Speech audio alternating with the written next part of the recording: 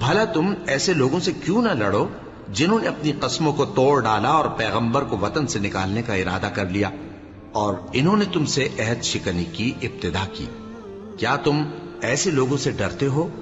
سو ڈرنے کے لائق تو اللہ ہے اگر تم ایمان والے ہو۔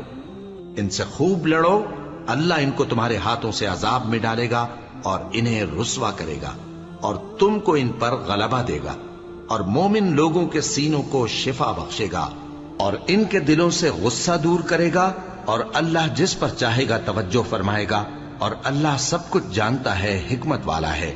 کیا تم لوگ یہ خیال کرتے ہو کہ بے آزمائش چھوڑ دیے جاؤ گے؟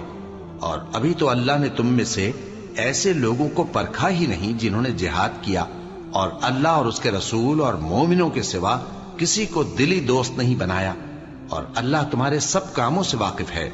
مشرکوں کا کام نہیں کہ اللہ کی مسجدوں